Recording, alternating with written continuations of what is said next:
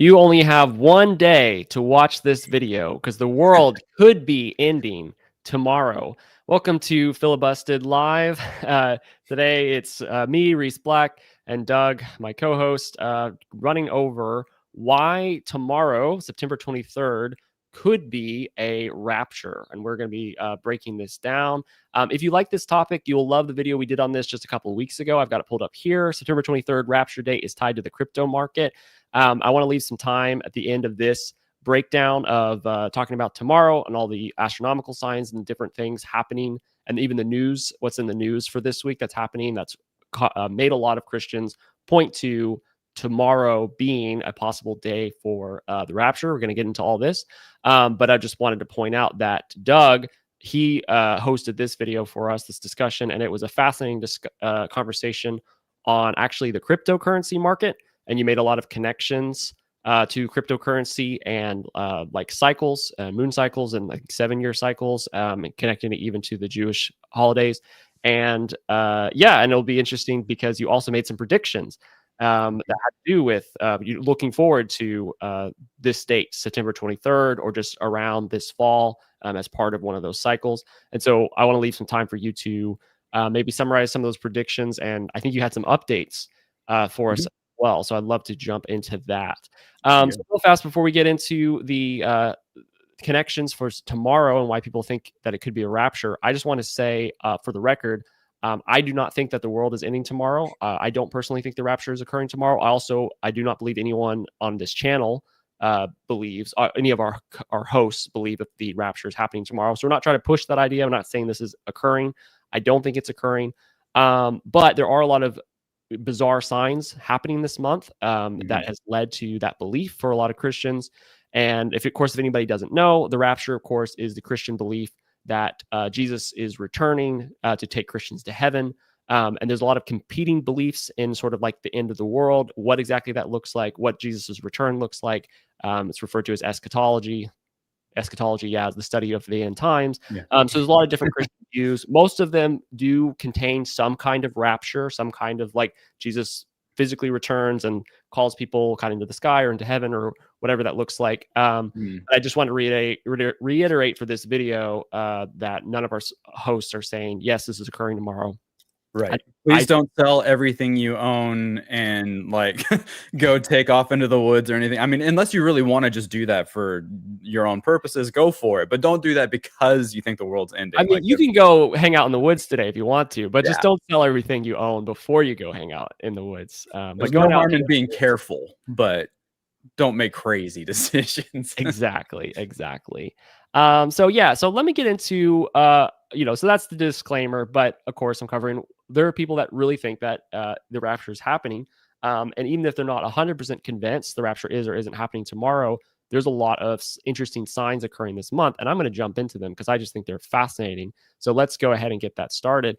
Real fast, I want to give credit where credit is due. What helped me summarize a lot of these was actually this blog post on raptureready.com. This was released back on September 6th. So you can go check out this blog post.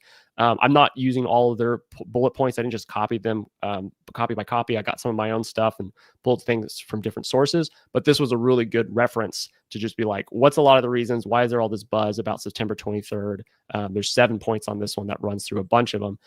So the first one, of course, is the Feast of Trumpets. A lot of people already know this about this, but I have to talk about it before we get into anything else because nothing else makes any sense if you don't lay the groundwork of what's tomorrow, what's the date. So tomorrow, September 23rd, is the Jewish festival, Feast of Trumpets, also known as Rosh Hashanah. I think I'm pronouncing that correctly. And this happens every year. So it's not a big deal by itself. Like, oh, this festival is like, well, the festival happens every year. So by itself, it's not a big deal. But I'm going to show how there's some interesting things that kind of connect to time-wise that are occurring at the same time. So this is just the explanation of it. So Rosh Hashanah, like I said, it's occurring tomorrow, and it's the Feast of Trumpets. It is the start of the Jewish New Year, and the Jews believe that it was the day the earth was created, apparently. I just saw that one on this article. I thought that was interesting. There's also other biblical events that a lot of people believe occurred on this day. And Christians have long associated it with the end times because of the trumpet. There's the idea of the last trumpet being blown. This is in the Revelation. It's also in 1 Corinthians. And it is the idea that it's a sign of Jesus's return, a trumpet being blown that people audibly hear. So this is 1 Corinthians 15:52. In a moment, in the twinkling of an eye, at the last trumpet, for the trumpet shall sound, and the dead shall be raised incorruptible, and we shall be changed. And so there's that idea right there, the sounding of a trumpet, and then that brings in the end times. So many think whatever year Jesus comes back, he's going to come back on this festival, because this is the festival that is the trumpets, and because it's the start of the new year, it's like the end of the last year, right? So it's like it's the end of the last season, start of the new season. That's kind of the significance there. I think, Reese, if I remember correctly, it's actually considered the head of the year. The start of the actual Hebrew New Year is in Passover. I could be wrong on this. I'm pulling from my memory. So it's the you're right. Passover is the start of the year. So I it's saw the phrase interesting. "head of the year," and I just assumed that meant like the start of the new year. But you're absolutely It makes right. You're more familiar with the festivals than me. Yeah, it's still really important. Like it is kind of treated like a type of New Year because it's still a massive shift in season. So it feels like a New Year thing, but technically Passover, it's almost, you can think of it this way. Passover is kind of like the navel of the year, which is where like the year is birthed, and that's the starting of it. And then this is the head of the year. So I'm not sure exactly why they call it that, to be honest, but it does cause a lot of confusion. People think it's the start of it, but yes, it just gotcha. Yeah, because I saw that phrase, the head of the year, and I was like, oh, the head's the top, the head's the start. Okay, so not this, but yeah, so you get the significance there. The other reason people point to this festival as the festival that Jesus will return on, whatever year that happens, is because Jesus said an interesting phrase where he said about his return, no one knows the day or the hour, right? No one knows the day or the hour he returns. And most people take that to be point blank. It just means that no one knows when he's coming back. But a lot of people think that it is a kind of a hint that he's coming back on this festival, because the second name for this festival is the festival that no one knows the day or the hour, like when it starts. That's like the name of the festival. The reason is because you start the festival when you observe the new moon. So when it had to be like two witnesses, when they see the first sliver of the moon is invisible, and that then there's the first sliver of it, and that's the new moon. So when you see the observance of that, then that's what begins the festival. And so the idea is like you have people waiting and watching, and there's a lot of significance, biblical significance, parallels to the return of Jesus, like waiting and watching for his return. So people are waiting and watching for the new moon, and then it happens, and then the celebration occurs. So people think that phrase connects to this festival. So that's the festival. But of course, this festival happens every year. So why this year? Well, there's an astronomical event, and there's a major news story occurring this year that connects. I'm going to get into both of those right after we hear a word from our sponsor. Investing can be confusing and scary, but it doesn't have to be. Genesis Gold Group takes the guessing out of the game and guides you on your gold investment journey. We at Filibusted love the genius design of the Prepper Bar, which breaks up into sections, kind of like a chocolate bar. But if you prefer high security insured gold storage, they have that too. And unlike Fort Knox, the gold is actually there, 100% owned by you. So don't wait to get started. Visit filibustedgold.com today for a free investment guide from Genesis Gold Group. All right, thank you, Genesis Gold Group, our sponsor for today's video. So let's get into these astronomical events. So the first one, this is smaller, and the second one I think is a little bit bigger to me personally, but this is the smaller one, is the last full moon. So of course, there was a full moon, and now we're in the new moon. The new moon, of course, is tonight or tomorrow, right on the start of the festival.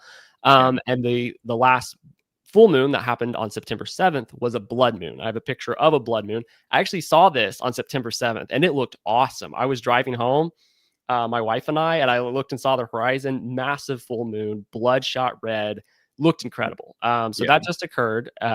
And why does that matter? Well, there's some biblical prophecies about a blood moon occurring before the end time. So here's Joel 2:31. It says, the sun shall be turned into darkness and the moon into blood before the great and terrible day of the Lord comes. And that's just one verse reference, but I know there's also some in, I think, Acts and also Revelations. So there's a handful of verses that point to what people would refer to as a blood moon. If it's talking about astronomical signs, like, well, the moon turned to blood. That was the full moon that occurred before the new moon, which is when the festival is occurring. Right. So I'm talking as if this is really happening. That's the timeline, is we have a blood moon, and then we have the Feast of Trumpets happening on a new moon. This is the bigger one for me personally. I mean, it's cool that that occurred this month. This is a bigger one because this doesn't occur quite as often. So this, I think this is awesome. So this is Revelation 12, and these are astronomical signs that are listed in Revelation 12. And so many biblical scholars, I'm going to get into what the signs are in case you're not familiar with the astronomical signs. I'll get into them in a second, but I just want to preface that there's a lot of biblical scholars that believe that these astronomical signs described in Revelation 12 occurred on the month and even the day that Jesus was born, right? 2,000 years ago, that this was a sign that people could see in the sky that was foretelling the coming of Jesus Christ. So in this video, which I encourage people, if you're not familiar with this, go watch this video. It's awesome. It's 10 minutes long. Dr. Michael Heiser, he explains the entire thing with the Magi, how the Magi knew that Jesus was coming. He gets into the Dead Sea Scrolls, and there's like a calendar in the Dead Sea Scrolls that has to do with like the coming of the Messiah. And he has astronomy software that he gets into showing you what was occurring in the sky on the day that he believes that Jesus was born. And it's quite convincing to me. It's absolutely fascinating. And so really quickly, he also gets into, of course, I know we've mentioned this before, but the whole idea that the Jewish people following the signs of the stars, that this wasn't a pagan thing that they were doing or divination. Most, of course, like other cultures using the stars for some sort of fortune telling or divination. But contrasting to them, the Jewish people simply believed that God had set up things beforehand to happen on certain dates. And then he marked those dates by things occurring with the moon and the stars. And so them observing these things wasn't some kind of like demonic fortune telling, but instead was just like they believed that God created the heavens and the earth. And they believed that the pictures they made in the skies pointed to specific things occurring that God laid out ahead of time. So he gets into that as far as, because he's like, okay, we're talking like, astrology here, and that makes Christians uncomfortable. So, so he gets into all of that if that's like something that you're not familiar with.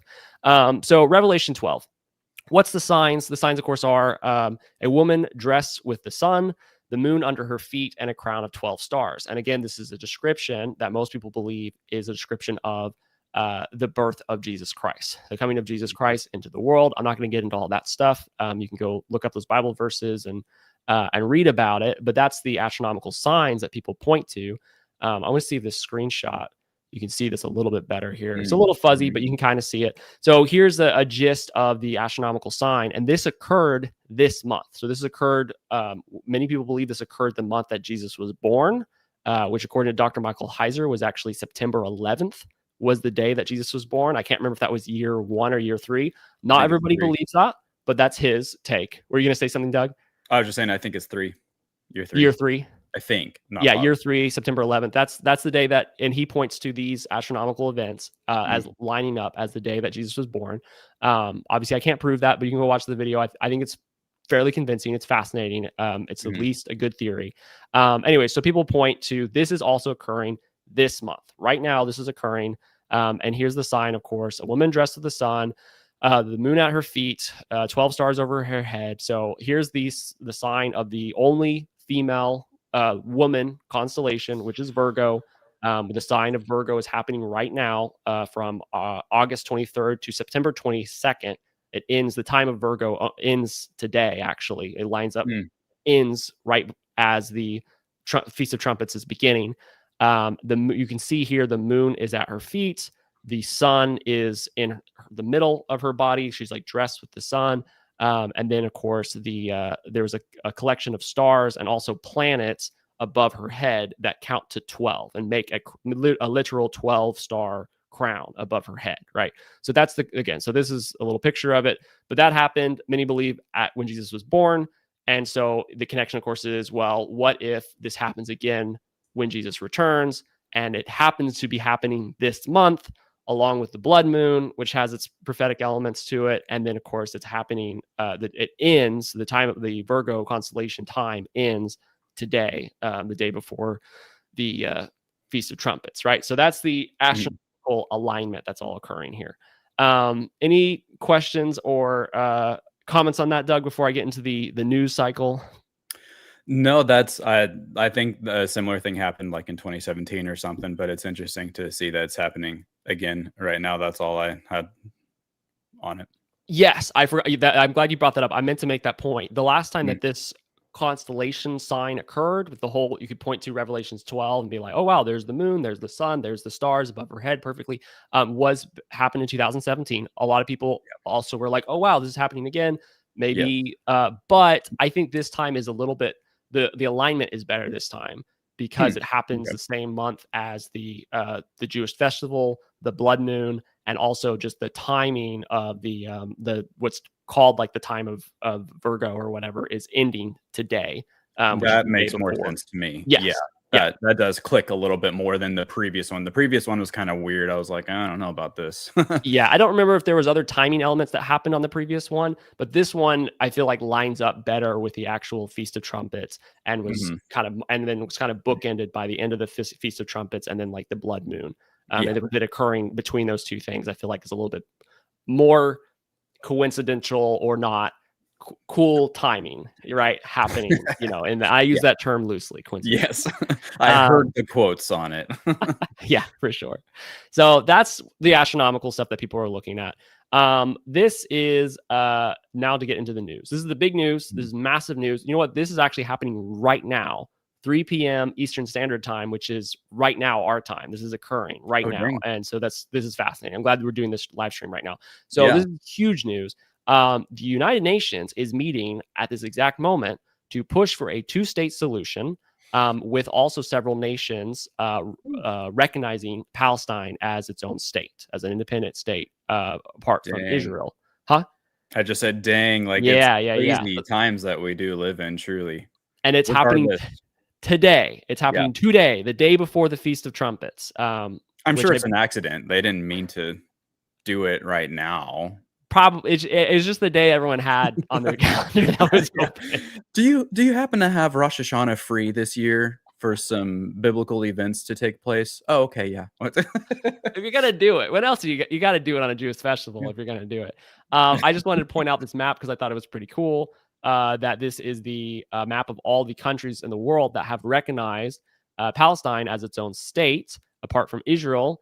And it's literally everybody except for the United States. And it looks like Japan and South Korea. And I don't know what country this is down here. And then there's also quite a few, I see European countries as well. So it's not everybody, but it's a lot. And a few African countries. There's Central America anyway. So there's quite a few, but there's also plans to recognize France, which is a big deal. And I think a few more looks like European countries are supposed to recognize it like today or this week while the meeting's occurring, right?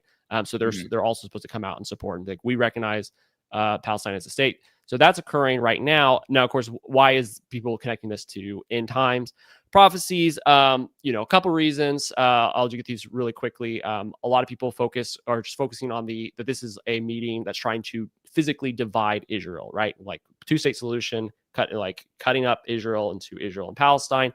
In Joel 3:2, there's a verse that says, I will gather all nations. This is a gathering of the nations, the United Nations, all nations coming together and gathering. I will gather all nations and will bring them down to the valley of Jehoshaphat and will plead with them there for my people, and for my heritage Israel, whom they have scattered among the nations and parted my land. Parted my land also can be translated as divided my land. And so a lot of people look to this verse and this thing happening in the United Nations, and they also connect it to the idea of Armageddon, which is found in other verses, which is the idea that the nations are going to gather against Israel for a final battle, like all the nations of the earth versus Israel for a final battle to end all time. And so that's the last biblical connection. And I thought it was interesting. There's a couple more that are definitely smaller, but I want to leave time for you, Doug, to get into all the stuff that you have to get into for the crypto connections. But this is the reason. And this is the one that I was like, okay, astronomical events and stuff. And then I saw this and I was like, okay, now I understand why a lot of people are like, okay, well, this is Armageddon. This is the nations uniting against Israel. And so that caps it off, for a lot of people. I'm still not convinced. I still don't think that Jesus is coming back tomorrow. I don't think we're going to hear a trumpet tomorrow myself personally, but yeah, I can see why people would think so. So unless you have some more comments, I want to leave plenty of room for you to get into. You did in this video, like I said, had some fascinating theories about sort of a rise and fall cycle of the crypto market. And if people want to get into the fullness of that, they're going to have to watch the video. But I wanted to leave time for you to kind of update us on that, because I think there were some updates. Yeah, a pretty decent update. First, I want to address a couple questions. Well, just one question actually, and a thought here. So Overflow commented, and she said, "Do you think we'll have a false flag on the 23rd?" I really wanted to address that because honestly, the potential for a false flag is always there, and it is higher on these kinds of dates for sure.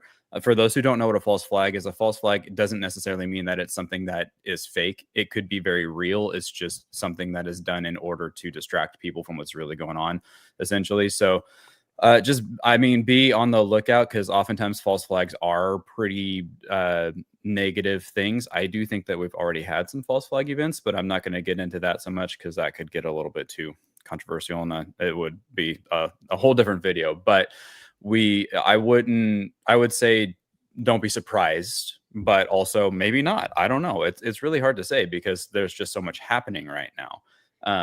But There is a lot happening. I just want to throw up this comment as well because I thought this was interesting.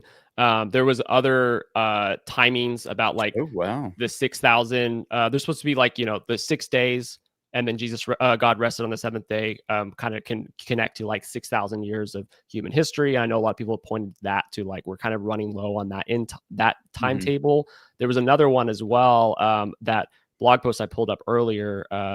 This one, if people want to check that one out, at the bottom it explains a much more complicated kind of cryptic reading of the book of Ecclesiastes that gets into like lots of seasons that are supposed to foretell like how many seasons of the earth we have left, and we're supposedly running out of those as well. And so those are two things that I've seen people point to. So I'm not like laughing off the predictions and the all of the things that are occurring right now, because it's obviously pointing to something significant in a lot of different ways. And I'm definitely, as a Christian, I definitely have a strong belief in symbolism and dates and alignments and those kinds of things, as far as like stuff that God is planning and doing in ways that he's moving. I'm still not convinced that this is end of the world occurring tomorrow, but I do think it's worth, even the fact that the nations are talking about a 2-state solution right now, as this person has mentioned, exactly 70 years, 70 months or whatever after Israel was reformed as a nation, I think is quite significant. So a lot occurring there, a lot of alignment, and a lot of reasons why people are looking to September 23rd and wondering what is about to occur. Yeah, that's a really neat point that they made, and what it looks like when you look at that, like immediately you think, oh, it's a generation. So what's happening is, in my opinion, the reason why everybody thinks that the rapture is happening on the 23rd, and obviously we could all be wrong. I'm not sure how I feel entirely about exactly how the rapture is going down anyway, but we could all be wrong, and maybe something crazy like that is going to happen. But I think more than anything, it is a change. There's going to be a major shift, kind of like how Israel was made a nation in 1948. And so we're now looking at a very complete generation between those 2 points in time, right? And 70 years the generation, that's what you're referring to. Yeah. And so I think it's really just a shift, and in my opinion, that shift is mostly going to be an economic one. I do think that we are having and that's coming into the crypto stuff that we talked about. So in this video, I went into a lot more detail on what I'm about to say here, but basically I was pointing out that the crypto world, which is what we're moving into, whether you guys like it or not, I'm sorry, I hate to be the bearer of bad news. We're moving to a digital currency. It's happening. There's no other options at this point. The US dollar especially has lost almost all of its value. It's at an all-time low, basically, for its entirety. Like the entire life of the US dollar is at an all-time low right now. We have to do something different.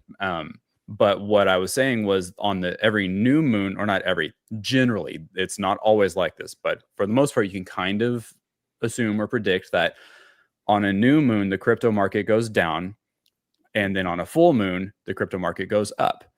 And for whatever reasons why it follows that, it does. And like I said, in this video, you can get more details on all that. But it just so happens that we had 0% moon last night. And so we're in the new moon phase currently. Right. And the crypto market took a massive hit. And let's see, we lost $1.7 billion worth of crypto just last night. And here's the kicker: is not just the 1-day trigger event that happens. This is going to continue very likely. So it's not like you have the date, the very specific date, and then everything happens on that day, and then you wake up the next morning and it's all reset and done. This is a season. You have to think in seasons. It's not going to be just one short little period. So we have a couple weeks where we're going to be experiencing, in my experience, when the crypto market starts doing this, it goes down and it continues to go down until it hits that pivot point where it pops back up and shoots back up, and it will come back up too. And my theory is that it's going to come back up on the full moon, but we've got a couple weeks before we get to that. So who knows if we're going to have more liquidation in the markets between now and then. But that's really the biggest update that I have. And I just thought it was interesting that it was almost for this time around, it was like, literally you almost could have set your clock on it. It was just, bam, it dropped. I woke up this morning, I was like, dang, there it is. I kind of expected it, but I'll, like, in the back of your mind, you're like, well, maybe not, maybe it won't do it this time. And then I was like, oh yeah, here we go. This is gonna be crazy. So that's the biggest one, is a lot of money. It was. And there was one other one too that I wanted to mention. I thought was fascinating. From this one, you talked about crypto kind of rising and falling in 7-year cycles, and then you also showed things, significant crypto news coming out and kind of changing the crypto world, kind of like every 7 years, but also on the halfway mark as well, every 3.5 years. There was like generally, I remember seasons. And kind of around that time, like seasonally around that time, you could see like a shifting and like whether going up or down, but also just something occurring, in the news or something that was changing kind of in the industry. And I thought it was interesting because you were pointing to that this sort of September 23rd, which now, of course, now it's the beginning. Now it's the fall. Today's the first day of fall. So you're saying like this is the beginning of fall. This is a significant event that a lot of people are pointing to. It's a new moon. I think I'm trying to remember. Was it at a end of a 7-year cycle, or was it the halfway mark? Was it 3.5 years? Do you remember? Bitcoin, is that what you said? Yeah, it was like the Bitcoin So Bitcoin. It's funny because people actually, if you look at crypto, it looks like it goes on a 4-year cycle, and it generally has been going on a 4-year cycle. But if you really look closely at it, it's not exactly 4 years. It actually lines up a little bit more with the 3.5-year mark. Okay, 3.5 year, yeah. And so because, like I said, it's seasons, it's not the exact day. In the book of Daniel, it says 1,260 days, which is the exact middle mark, 3.5 years on the dot, but is representative of a season. So it's not the exact day when these things happen with the crypto market, but it is, you can assume or expect generally around the 3.5-year mark, which sometimes gets pushed a little closer to that 4-year mark where something big happens. The FTX thing is the most recent big one. About 3.5 years ago, the FTX thing happened around Passover time, by the way. And that's when FTX was that was a major blow to the crypto world, right? That was the Luna, Terra, FTX just like took the whole market out, and we were in a bearish season, and it's been alternating between bullish and bearish, and it looks like we're moving into a bullish season, but you have to hit the bottom first before you can, because you got to find that level of support and then go up from there. And I think that's what's about to happen, but we haven't found the bottom yet, I think. So that's my opinion. Gotcha. Not financial advice.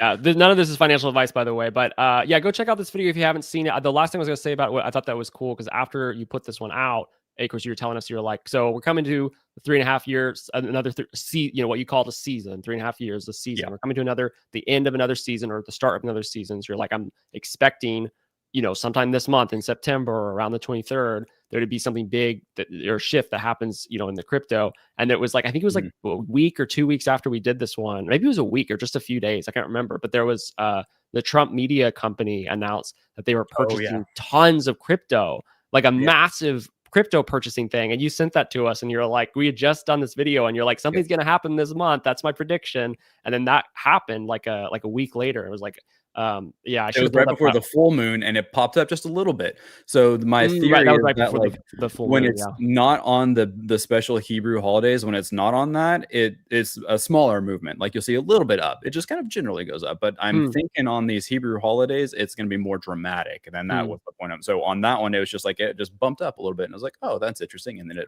it normalized. And then now we're hitting that like pretty crazy drop because it's the new moon on Rosh Hashanah. Like we're Mhm. starting Rosh Hashanah right now, basically, or we're in the middle of it. I'm not sure exactly how they celebrate it. I just know what I read online, Yeah. Well, this stuff is fascinating for me. I think it's interesting to try to track markets in general with things with like moon cycles and the Hebrew calendar, and it's interesting because it's like as you got into this video, you were tracking stuff pretty well with those 3.5 year seasons.